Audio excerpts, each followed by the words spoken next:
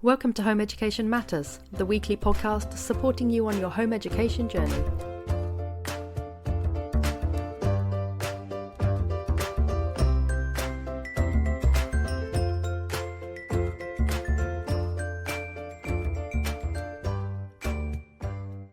Hello and welcome to another episode of Home Education Matters. And today I'm joined by Emmy and we're going to be talking about World School Hubs. Now, as some of you know who have listened to some of my other podcasts, I world schooled my children for many years, kind of back and forth. So when they got into their teens, a lot of exams coming up, we settled a little bit more, but generally I've always considered myself a bit of a world schooler. And when I was younger, not many people world schooled. There was quite a small little core group of world schoolers, and they tended to travel a lot, and it was pretty much what they did. Now, recently, there are a lot of hubs that are starting up around the world. And these hubs are designed, as far as I can tell, but Emmy is the expert, so she will guide us with this. They're designed so that you and your children, or possibly just your children, depending on their age, can go and hang out with other like-minded families. And I know that would have been an absolute, I would have been all over that when I was younger, when my children were younger, because it can be quite difficult when you world school to make friends because you meet them very briefly. I find that when you world school, you get really good connection really quickly and it feels really strong and lasting, and it is often, but it can be difficult to then sustain that. And so you tend to, I notice with world schoolers, you tend to, after a long time of doing it, you tend to just kind of almost keep yourself to yourself a little bit because you meet them and then you're like, well, I'm never going to see them again. Whereas I think these hubs, which are a little bit longer and they give you that opportunity to meet people who are in a similar situation, can be a really positive experience. And I would have loved to have gone to a hub with my children. So I really wanted Emmy to come on and talk us through the joy of World School Hubs. But first of all, we have our little tradition on Home Education Matters, which is that I ask you to tell us a little bit about yourself and about your home education journey. So we're from the Netherlands, but we've been world schooling since my daughter was 4 years old. That is from 2012. My son wasn't even born. However, when we were in the Netherlands, we did put my daughter to school since it was a mandatory thing in the Netherlands. So she's been to a school in the Netherlands, to a Waldorf kindergarten. Then she was also in a Waldorf kindergarten in Mexico as part of the world schooling that we did there. And she's been to some kind of it was kind of like a democratic school in the Netherlands too. She did like a few weeks of first grade there. But because of her learning speed, which was way faster than average children learn, it didn't work out. The particular schools could not give her what she needed. And since homeschooling has been on my mind ever before she was born, I was like, let's just give it a try. Let's take her out of school. We couldn't do that in the Netherlands because of the laws. So we took her out while we were homeschooling. We tried the homeschooling while we were world schooling. We loved it. But to take her out of the Netherlands, finally, we unregistered from the country and we became nomadic since 2018. We are at 17, 18. We're a nomadic family. We do have a home base in the Netherlands, a house that I'm renting out, but there's a little studio attached to the house that we stay in when we're in the Netherlands. And we have kind of like a home base in Bansko, Bulgaria. Home education. Since I took my daughter out of school and I've been following her interest and her level, whatever she wanted to learn and whenever she wanted to learn, and she was very self-motivated. So it's easy with her. She was just learning, and all I did was like finding curriculums or input that she liked. She did a lot over the years, but in general, she learned in blocks. Like she had a block a few years that she only wanted to do arts. She had a few months that she only wanted to do math. So her learning style is completely different than the school offers. But at the end, she did get it all. And since she was 12, she's doing online university. she has like half the university credits already or something like that. But she doesn't want to major yet. She doesn't want to go for her major yet. So she'll continue doing this for 2 more years. And then she will go into a university full time. My son, on the other hand, he is very smart, but very unmotivated. So I've tried to teach him by using curriculum, and he never picked up anything that I was trying to teach him. So when he was 8, I just decided to let it go and to unschool him, and that works. He learned a lot just by having the say himself, by deciding himself what he wants to learn. That's wonderful. I think it sounds like unschooling for both your children has really worked out. And I know that we did a very popular unschooling podcast about a year and a half ago, actually, now. And I had a lot of questions about unschooling because I've always considered myself quite structured. And I always thought, well, it's fine if your child is really motivated to learn, but maybe it's harder if they're not. But it sounds like that's worked really nicely as a system for you. So how did you find Worldschooling, and what sort of veered you towards hubs? So basically, we found out about Worldschooling before we even knew what Worldschooling was. I mean, we were Worldschooling before it was a thing, before it was even a word. The reason why we started was because we had a business that was seasonal. So out of the season, out of the summer season, we could go anywhere in the world. So we're like, let's use that opportunity, and let's just go travel. We did a lot of slow traveling, though. We spent 3 to 6 months in a location, and that way we could build a small community wherever we were. We could like put the kids in clubs or in sports or something like that. We would build relationship with the neighbors where we were. So it's a different kind of traveling because we did kind of have community. And in these years, we spent a lot of time in Mexico, where a friend of mine built a Worldschooling group, which was, I think, the first Worldschooling group in the world. And it became large. It was a lot of families came in. There were like activities done in the park once a week. A lot of families came in. And just joined for a week, or some joined for like a full season, but there's always families around. And then, but it wasn't like called a hub, or it wasn't like organized like a hub. It was just like a place, or it was a hub, but that was all before the word hub was a thing also.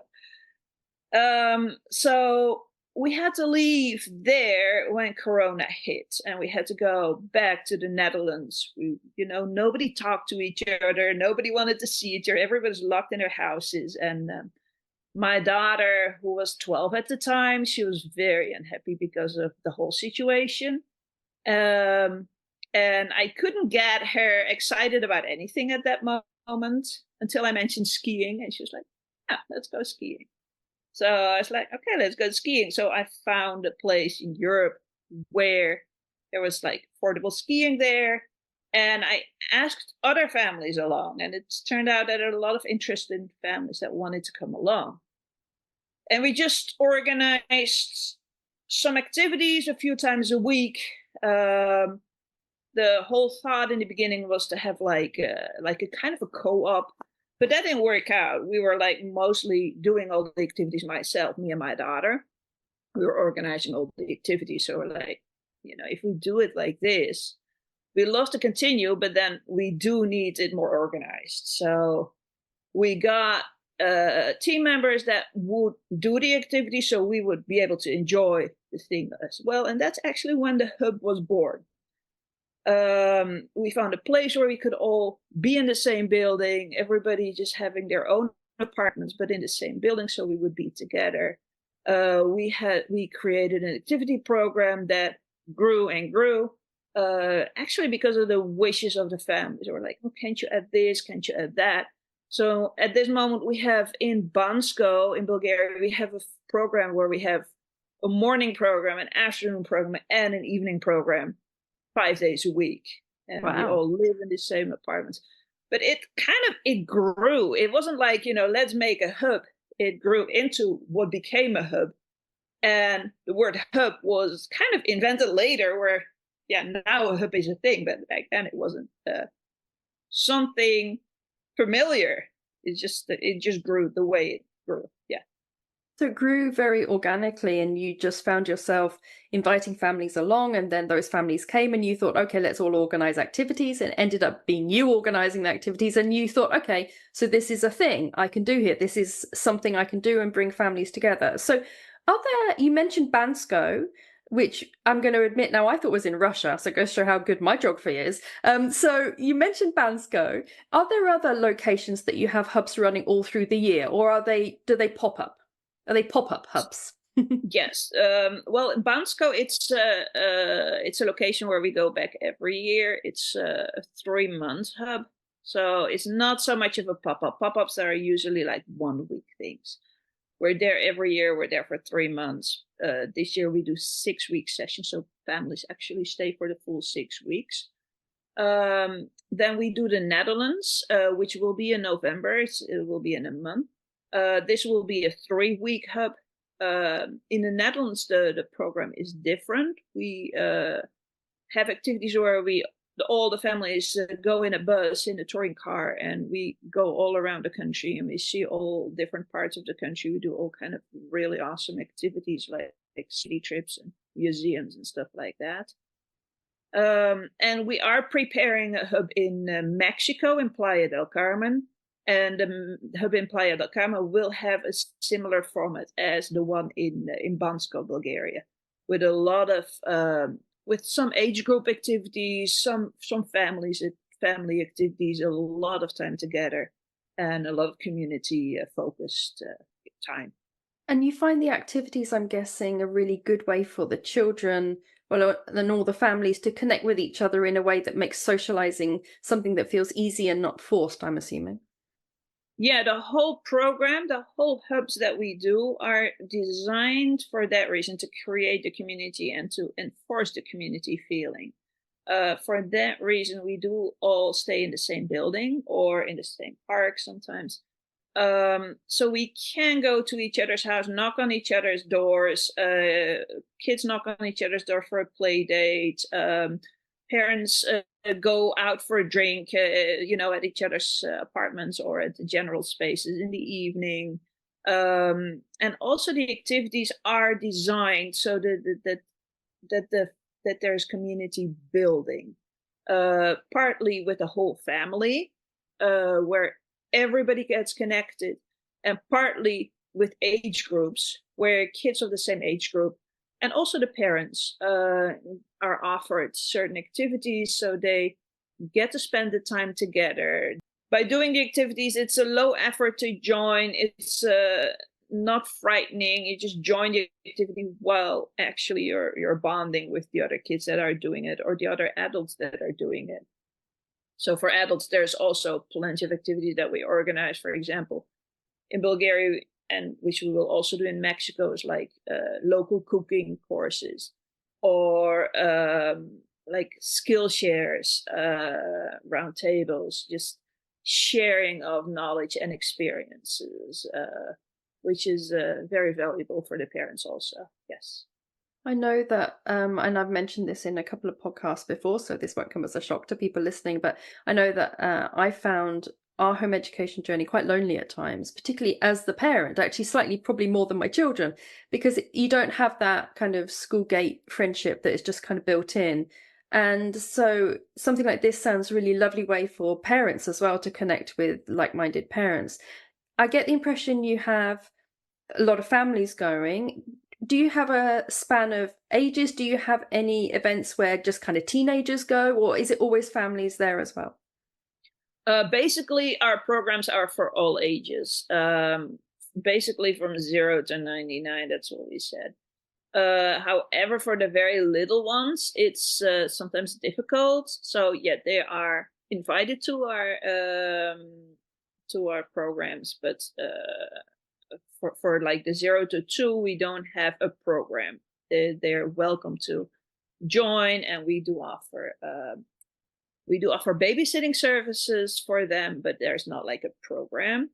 In the Netherlands, we say, like, the kids have to be a little bit older, 3 years, 5 years, depending on the kid, depending on their maturity, on how they can do the program. And in the Netherlands, also what we have beside the family program, we also have a teen camp where teens join independently of their parent, of their family. They come by themselves. They go into a co-living situation with other teens, where they are responsible for their own cooking, for their own laundry, for their own shopping, everything, cleaning, and for their own co-living, for their own rules. Of course, we're there to guide that, to make sure that the rules are a little bit within standards. But it's a very beautiful way for teenagers to be able to get a little bit of independence, to practice with independence, the kind of independence that all teens want, but that the parents are a little bit afraid to give them. And that way we can do it in a little bit coordinated way. And while they're doing the co-living, they also join all the activities of Worldschooling, which is like, a full day activity program to all kind of places in the country. When you say teens, I'm guessing you mean literal teens, so 13 to 18 or not? Yeah, 13 to 18. Yes, basically the age is 13 to 18. But if we have a request from a 12-year-old or a 19 or a 20-year-old, we're very willing to look at the options. I know that that's one thing that I really liked when I was looking at your hubs, is that you have teens attending who are older, because a lot of the hubs that I've seen have been really geared up towards younger children or tweens, and it tends to tail off really a lot when you get to like 13, 14. Yes, the main reason is probably because my daughter is turning 17 now, so she attracts other older teens too, and because she is the full organizer of the program. So she is for the Netherlands. She completely organized everything. So, and it was based on her desires. So the whole program in the Netherlands is based on what she wanted to experience. What a great experience for her to have, to be able to organize that. Yes, when you were asking about the school, the homeschooling, this has been a very large part of her education from the age of 12 until basically last year. She's kind of done with organizing this now because she's done it a few years, so she's ready for new steps. But from the age of 12, when actually the traditional education options were like, we stretched them out and we're trying to find stuff for her to do. And then this came up and we started organizing this, and this kept her busy for a few years. So this is really a great opportunity for her to learn a lot of skills. Also, she kind of connected her university courses to what she learned in practice. For example, one of the things that she learned while doing Worldschooling, Bansko Worldschooling Netherlands, was that how to go along with groups. How do groups form? How do they all of a sudden, how does the group culture change after a while? And she did a university course about that, and she taught me a lot about that too. So that's a very interesting phenomenon that was going on. That's interesting. One of my favorite things, and this comes up quite often with the guests that I have on the podcast, one of my favorite things are when people who are within the home education community or the Worldschooling community provide a really amazing service, provide something that really gives value, and it enables them to earn some money and have their own business. I like that dynamic. I'm not one of these people that has a problem with that. I really like the idea that you're providing something really good that people really like, and it's enabling you to earn your money and carry on Worldschooling yourself. So could you tell our listeners who are almost certainly thinking about this at this point, how much is the investment for something like this? So the investment is the amount of money is in no way anywhere near reasonable for the investment that we do. It's if you talk minimum wage, nowhere near minimum wage. We put in so many hours, and we've been, out of the 5 years that we've been running, this is going to be our 5th year. I think there's been 2 profitable years in the whole thing. So it's not something that you should do for money. It's not a business. That's a thing that I dislike from the whole culture that is being created now, that hubs are created and seen as businesses, but it's not a business. It's an act of love. It's something that you do from your heart. It's a gift to the community, actually, and that's still the way I look at it. That's still the way how we do it, and I think this is the only way how you can make a hub, how you can make hubs work on the long term, by having it, by seeing it as an act of love, by seeing it a giving to the community.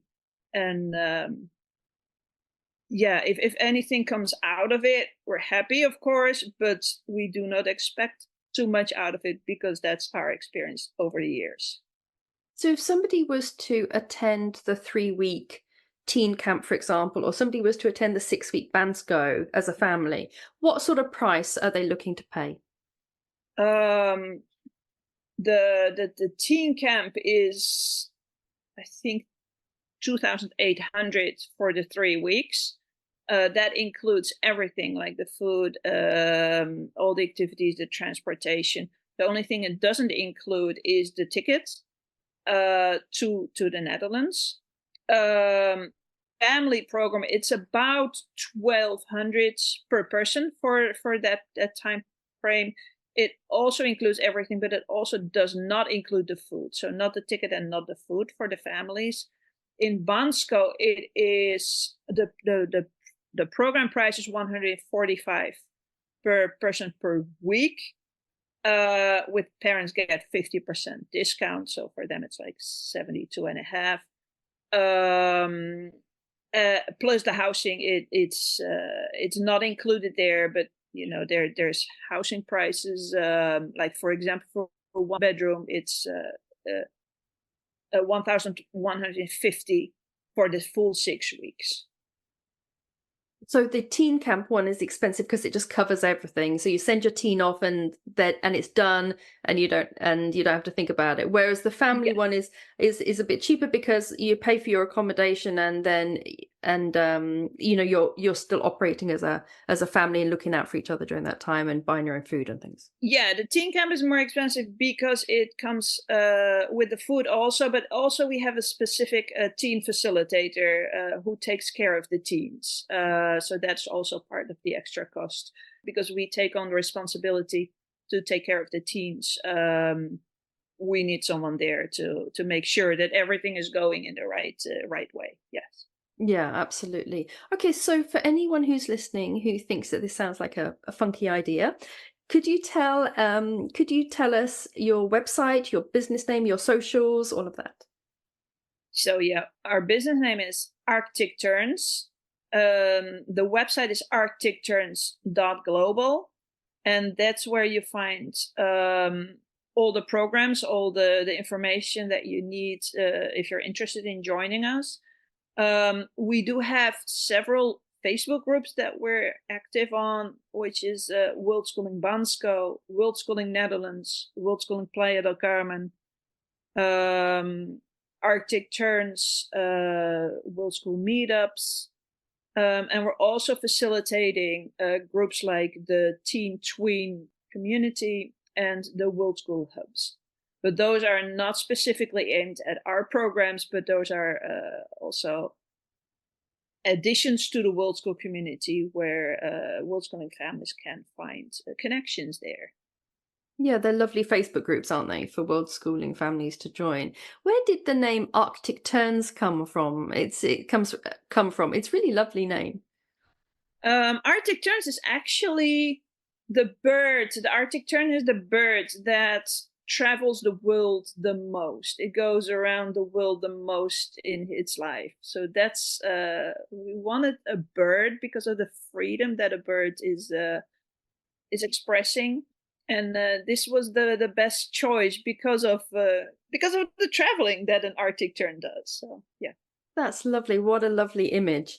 I know that there's something about being able to travel the world that is wonderful for our children, wonderful for ourselves, but also has an inherent freedom that is good for the soul, I think. If you can do it, it's a really lovely thing to do. Well, Emmy, thank you so much for coming on the podcast today. I know that sort of 10 years ago, I'd be like well up for these hubs. My teens are sort of flying off all over the place on their own now, but I think it's such a lovely opportunity for world schoolers and for home educators in the UK just to try something different during the year, just to sprinkle something fun and different and meet communities and families from all over the world. Well, thank you for having me here, and it was interesting joining the podcast. Thank you so much for joining us for today's Home Education Matters podcast. See you at the next one. Have a lovely day.